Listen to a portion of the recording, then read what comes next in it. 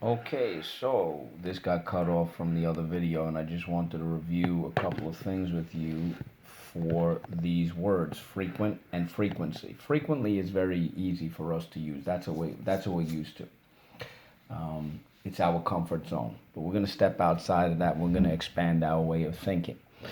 So let's go to the word frequent. I know I had it on the other video, but there were some other ideas I wanted to share with you. Okay, so frequent means when something happens a lot, often.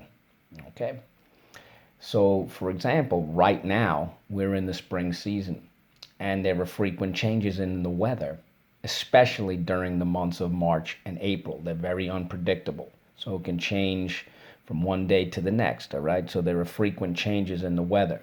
And another way to think about it, so therefore, we have to make frequent changes in our wardrobe, in our clothes to suit the weather. You get it? To suit the weather. All right. If anybody has ever seen a stage play, right, in between acts, perhaps the actors and actresses are wearing costumes, and in between the set, in between part one, part two, they have to make a costume change, a wardrobe change. So they make frequent changes to their clothes, to their wardrobe, to their costumes. Okay. And again, think about if you've ever been on the train. The local train makes frequent stops, lots of stops, whereas an express train makes infrequent stops, much less. Okay, now getting to frequency. Again, the pitch of an instrument or the sounds. A whistle makes a high-pitched sound. The frequency is very high. You'll notice a dog's ears go up. A violin, the tone has a high frequency, has a higher frequency than a tuba or a violin. All right, that's one way when we're talking about the pitch. Okay, another way I'm going in is a channel or a station that you listen to. So, for example, my favorite radio station, I'm just making this up, is the frequency is 88.3. So the radio tunes right into that frequency. Okay. In the old days, they used to take a dial and they would tune in and it would make these weird squonking noise.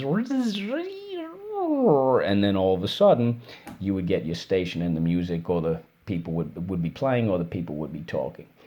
All right. Police officers, when they tune in their walkie-talkie, they have to go to a certain frequency. They'll say go to channel 8.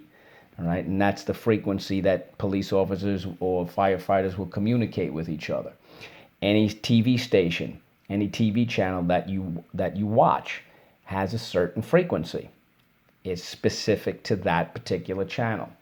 But one last way to use the word frequency is how often something happens. I'm sorry, frequency, right?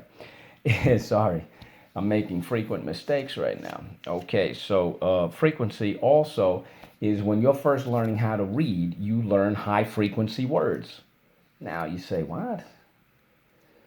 High frequency words, it means they happen a lot in everyday speech and those simple stories that you read when you were in kindergarten or first grade. Okay? Getting back to the train, you can say that local trains have a greater frequency of stops, whereas express trains have less frequency in terms of their stops. All right? You guys know as well as I do, and this should bring it all on home. You play video games with a high degree of frequency. You do it very, very often. How often do you play video games? The frequency is on a daily basis, probably for many of you. All right. You could think of it also for many people. Think about this season, right? There is a higher frequency or a greater frequency of allergies during the spring season for many, many people. And last but not least, a cause and effect sentence can be this. Eating beans will cause a greater frequency of farts. I'm going to leave it at that.